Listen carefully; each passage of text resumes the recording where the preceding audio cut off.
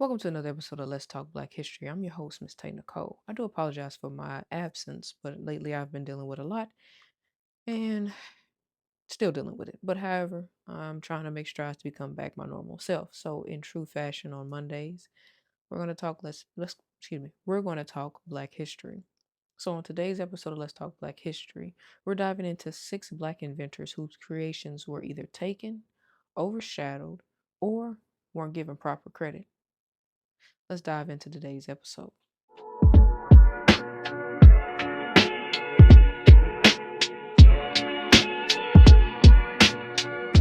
So, the first inventor we're going to talk about is just like all the other ones.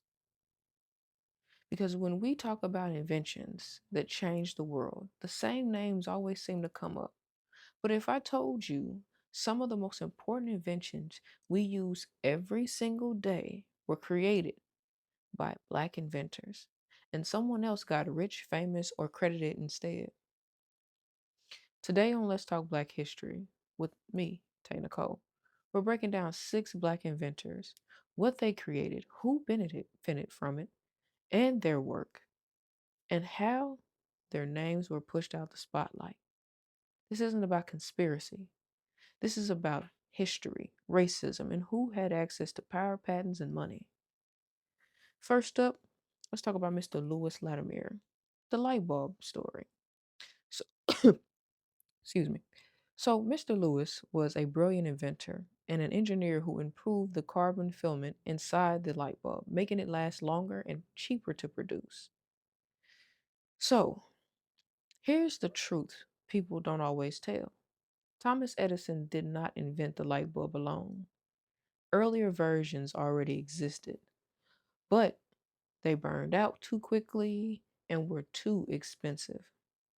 Latimer's filament design is what allowed electrical light to be particular for homes, not just laboratories. So, who got the credit? Thomas Edison became the face of the light bulb. Edison owned the company. Edison held the patent and marketing power. Latimer worked for Edison, not the other way around. That meant Edison's name went on the history books. Latimer's contribution became a footnote. This wasn't theft in the sense of stealing a patent, it was erasure through power. Number two, Garrett Morgan, the traffic lights and safety. Garrett Morgan invented an early gas mask and three position traffic signals: stop, go, and warning. The traffic signals were revolutionary and saved lives. Here's where things went wrong. Morgan faced extreme racism when trying to sell his invention. White buyers didn't want to purchase from a black inventor. No surprise. So, what did he do? He sold the rights to General Electric, who benefited General Electric. So, General Electric city governments, automobile industries, who got erased? Garrett Morgan. Once GE owned the patent, his name was no longer attached. Publicly, the invention became industry standard. The inventor faded into history. This wasn't accidental. This was a system that forced black inventors to sell low or disappear. So now we have Norbert Rillieux. I forgot to pronounce that name. The sugar industry. Norbert completely transformed the sugar refining industry. Before him, sugar refining was dangerous. Workers were burned and killed regularly.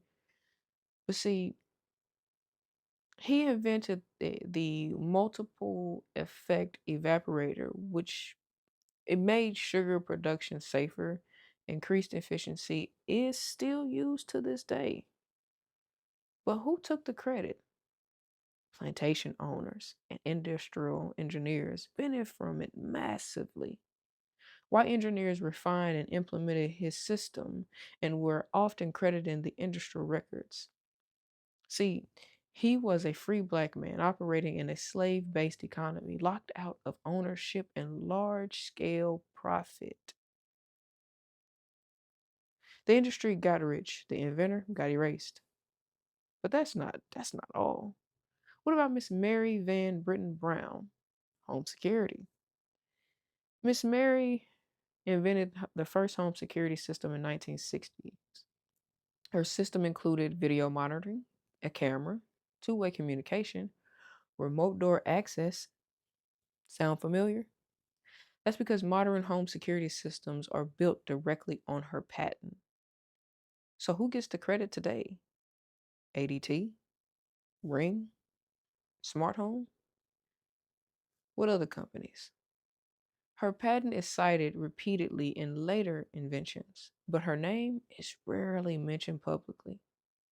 This is the classic case of a black woman inventing something, corporations scaling it, history remembering the brand, not the person.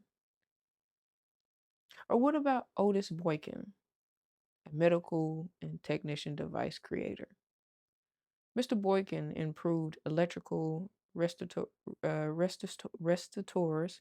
which are used in pacemakers, radios, televisions, computers, military equipment. His work literally keeps people alive. So what happened?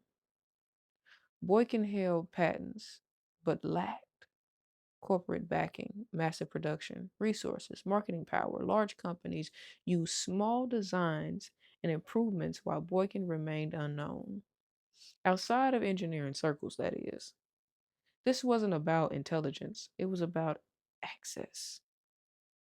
Or what about Miss Sarah Marshall Boone? Or Booney, maybe. The ironing board. I was about to say the ironing roads. I don't know where that came from. Um, Miss Sarah Booney redesigned the ironing board to fit women's clothing, be narrower and curved.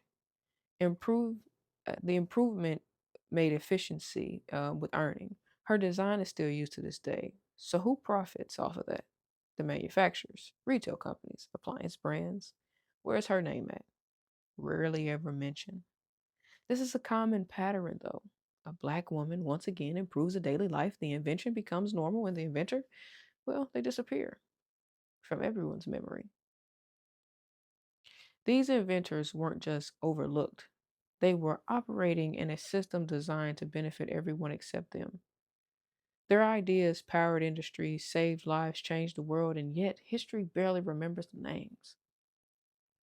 That's why we tell these stories on Let's Talk Black History with Tay Nicole. Because Black history isn't hidden, it was pushed to the side. If you learned something here today, do me a favor, like, comment, and share, because somebody out there needs to hear this. And as always, stay peaceful, stay blessed, and stay black, baby.